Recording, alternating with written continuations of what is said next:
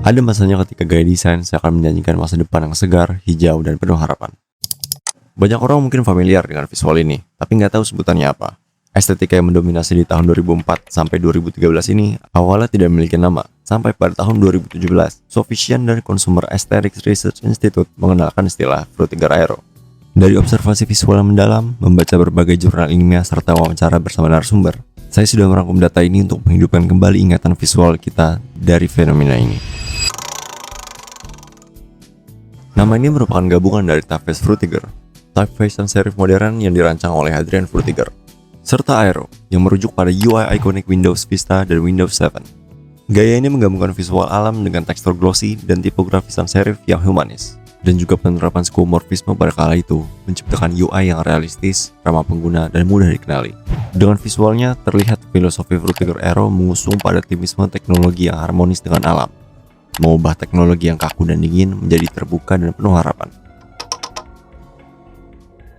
Januari tahun 2000, Apple baru aja memperkenalkan UI Aqua untuk Mac OS X dengan tampilan yang transparan, bertekstur, dan basah. And we call that new user interface Aqua because it's liquid. One of the design goals was when you saw it, you wanted to lick it. Agustus 2001, Microsoft merilis Windows XP. Windows XP hadir dengan UI-nya, yaitu Luna. Tema warna dari UI ini awalnya ada 3 varian, yaitu Blue, Olive Green, dan Silver. Berbeda dari operating system sebelumnya, Windows XP membawa warna-warna cerah, penggambaran alam, dan UI yang mengkilap. Suatu fondasi dari estetika Frutiger Aero. Maju ke 2006, Microsoft merilis Windows Aero, UI untuk Windows Vista, dan disempurnakan tahun 2009 untuk Windows 7. Nama Aero sendiri dipilih karena merupakan singkatan dari Authentic, Energetic, Reflective, and Open. Dengan ciri visual efek kaca dan animasi dinamis yang glossy, UI ini mendefinisikan eranya. Pengaruh estetika Frutiger Aero ini nggak berhenti di operating system aja, bahkan masuk ke tiap media pada masanya. Mulai dari film, iklan dan televisi, konsol game, branding, sampai dengan interior ruangan.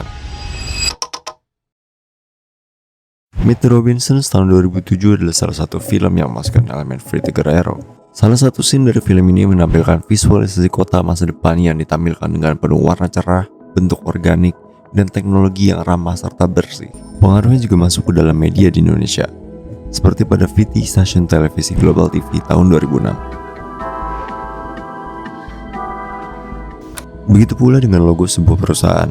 Dengan berkembangnya Web 2.0, era ini menuntut visual yang memiliki kedalaman. Logo-logo bertransformasi menjadi 3D, bayangan, dan tampak mengkilap.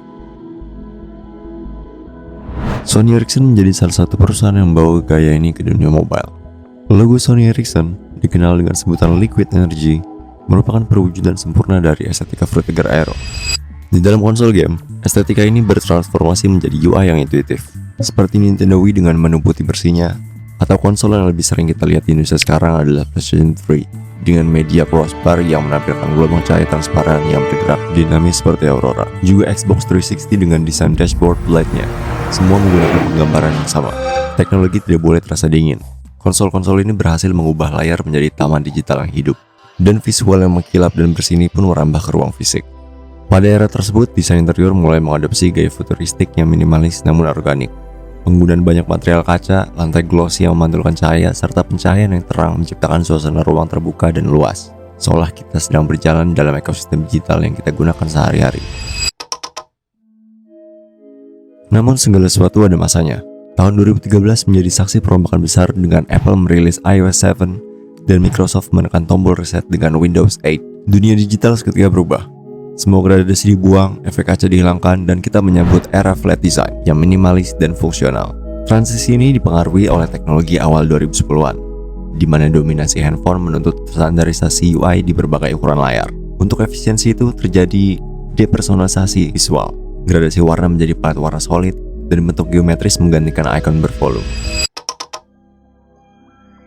Di tahun 2023, kata kunci Frutiger Aero muncul kembali di sosial media. Kembalinya Frutiger Aero tak lepas dari rasa nostalgia mendalam dari generasi yang tumbuh dengannya. Bahkan, Windows sendiri sadar akan kehadiran estetika ini pada salah satu postingan mereka.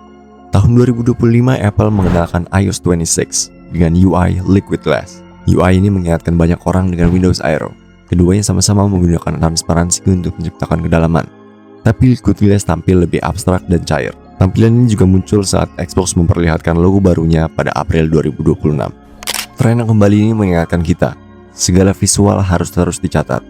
Pengarsipan adalah salah satu cara menyelamatkan kreativitas masa lalu dari risiko hilang di ruang digital. Pada akhirnya dokumentasi Fruit Tiger Arrow bukan hanya sekedar nostalgia, melainkan merawat suatu tampilan agar generasi baru punya akar yang kuat untuk melahirkan inovasi baru ke depannya.